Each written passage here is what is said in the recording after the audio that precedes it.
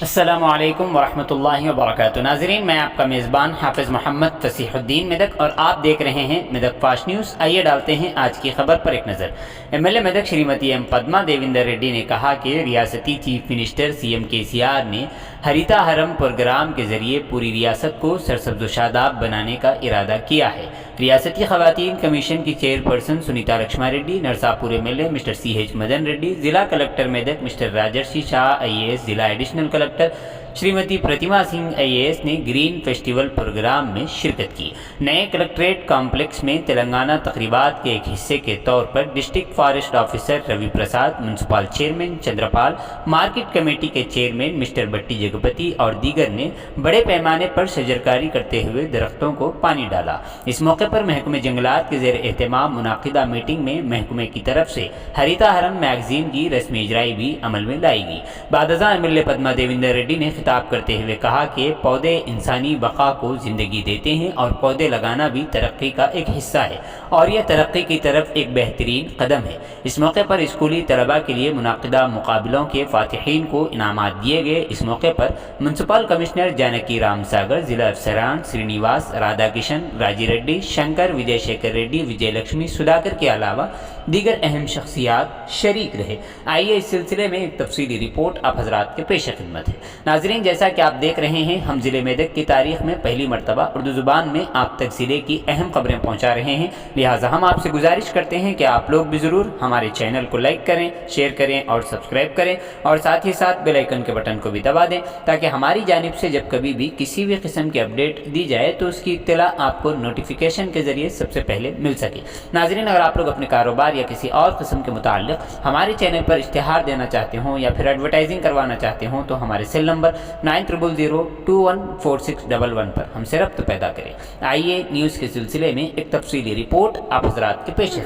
Forest లో కూడా thickness పెరిగింది, రెవెన్యూ ప్లాంటేషన్ చేసుకున్నాం, చెట్లను ఊరూర నాటుతా ఉన్నాం. మా సర్పంచ్లు అయితే పల్లె ప్రకృతి వనాలు డెవలప్ చేసిండు, బృహత్ పల్లె ప్రకృతి వనాలు డెవలప్ చేసిండు. అదేవిధంగా అర్బన్ ఫారెస్ట్ లను డెవలప్ చేసుకున్నాం. ఎక్కడ చూసినా చెట్టు కనబడుతుంది. పిల్లల్లో కావచ్చు, పెద్దల్లో కావచ్చు, చెట్టు నాటాలనే ఒక అభిలాష, ఒక కోరిక, ఒక చెయ్యాలనే ఒక తపన పుట్టించింది మన గౌరవ కేసీఆర్ గారు. నిజంగా కూడా అభివృద్ధి అంటే చెట్లు నాటడం కూడా ఒక అభివృద్ధి. అశోక చక్రవర్తి గురించి మాట్లాడుకునేటప్పుడు, మనం స్టడీస్ చేసేటప్పుడు పుస్తకాలలో పాఠ్యాంశాల్లో అశోక చక్రవర్తి గురించి చదివేటప్పుడు ఏం చెప్తారన్నా, రోడ్డుకి ఇరువైపులా చెట్లు నాటించిండు, చాలా అడవులను పెంచిండు, తర్వాత చెరువులు బాగు చేసిండు, చెరువులను తవ్వించిండు, చెరువులను పునర్జీవం చేసిండు. ఇలాంటి చదువుకున్నది. అశోక చక్రవర్తి లాంటి చేసిందంటే మళ్ళీ మధ్యలో ఎవరు కూడా పట్టించుకున్న పాపాన పోలేదు. మళ్ళా ఎన్నో ప్రభుత్వాలు వచ్చినాయి, పోయినాయి, కానీ చెట్లు పెట్టాలని ఒక కనీస మర్యాద కూడా వాళ్ళు పాటించలే. కానీ గౌరవ కేసీఆర్ గారు వచ్చిన తర్వాత మన భవిష్యత్ తరాలకు ఒక మంచి ఆక్సిజన్ ఉండే చెట్లను ఇవ్వాలని, మన భవిష్యత్ తరాలను కాపాడుకోవాలని మా ఏజ్ దాదాపు 50 years వరకు వచ్చిన సగం ఏజ్ గడిచిపోయింది. కానీ మన తరం, మన పిల్లలకి ఎటువంటి జీవనాన్ని ఇవ్వాలి, ఎటువంటి జీవన వైవిధ్యం కలిగించాలి, ఎటువంటి వాళ్ళకు రాబోయే కాలంలో ఇబ్బంది లేకుండా చేయాలంటే మరి తప్పకుండా చెట్లు పెంచాలనే ఒక మంచి ఇంట్రెస్ట్ పెడితే చెట్లు పెంచడం జరుగుతుంది. మేము చాలా రోజుల నుంచి కూడా మరి హరితారం మన ముఖ్యమంత్రి గారు ఎప్పుడు కూడా చెప్పడం జరిగేది.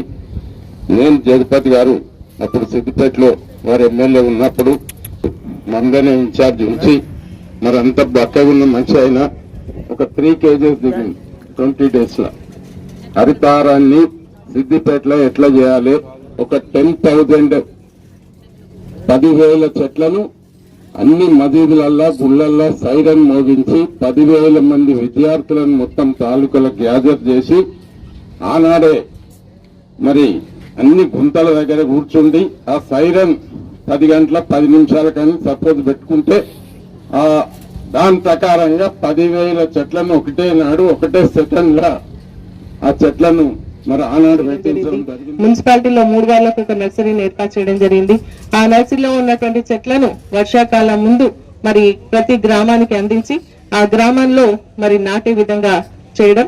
నాటినటువంటి చెట్టు ఖచ్చితంగా 85% మరి నాటాల్సిన అంటే అది పెంచాల్సినటువంటి బతికే విధంగా చూడాలన్న ఒక లక్ష్యంతో వారికి కావాల్సినటువంటి వాటర్ ట్యాంక్ ని మన ట్రాక్టర్ ని వాటర్ ట్యాంకర్ ని కూడా ఇవ్వడం జరిగింది. తర్వాత దానికి ఒక మల్టీపర్పస్ వర్కర్ ని కూడా మరి ఇచ్చి ఈ చెట్లన్నింటినీ కూడా నాటే విధంగా సర్పంచుల పైన కొంత ఒత్తిడి పెరిగింది. చాలా మంది ఇదేంటి మాకు పెద్ద పనిష్మెంట్ లాగా అయిపోతుంది, కలెక్టర్ గారు డిఎఫ్ రోజు ఎవరెవరో వస్తా ఉన్నారు మా దగ్గరికి అని చెప్పేసి అన్నప్పటికీ కూడా కానీ ఖచ్చితంగా పెట్టినటువంటి చెట్లలో 80% ఖచ్చితంగా మరి బతికే విధంగా చేయాలన్న లక్ష్యంతో ఇవన్నీ కూడా ఆ రోజు ప్రొవైడ్ ఏ రాష్ట్రాల్లో highest increase in forest cover, highest increase in forest density ఉంది అంటే తెలంగాణ రాష్ట్రంలో. ఇప్పుడు తెలంగాణ రాష్ట్రం ప్రథమ స్థానంలో మొత్తం దేశంలో ఉంది. ఎందుకంటే because of the vision of honourable CM ఆ లక్ష్య పెట్టి అందరికీ దిశానిర్దేశం ఇచ్చి ఫారెస్ట్ డిపార్ట్మెంట్ కావచ్చు, లోకల్ బాడీస్ కావచ్చు, అన్ని డిపార్ట్మెంట్స్ కావచ్చు, ఒక్క డిపార్ట్మెంట్ మాత్రమే కాదు. సీఎం సార్ ఆలోచన ఏముంది అంటే అన్ని డిపార్ట్మెంట్ బాధ్యత, తెలంగాణకు హరితారం అంటే అన్ని డిపార్ట్మెంట్ బాధ్యత, అందరూ ప్రజాపతులే బాధ్యత అంటే తెలంగాణకు హరితహారం. అవి లక్ష్య పెట్టి ముఖ్యంగా మీ అందరికీ తెలుసు మన రిజర్వ్ ఫారెస్ట్ బయట ఇక్కడ కూడా డిస్ప్లే చేయడం జరిగింది. 7.7% ఒక 8 years ఆఫ్ హరితహారంలో 7.7% ఫారెస్ట్ కవర్ పెంచింది అంటే చాలా గొప్ప విషయం. మనమందరము దాంట్లో భాగస్వామి ఉన్నాము. ముఖ్యంగా ఫారెస్ట్ డిపార్ట్మెంట్ వారు టెక్నికల్ గైడెన్స్ ఇచ్చారు, అది చాలా ఇంపార్టెంట్.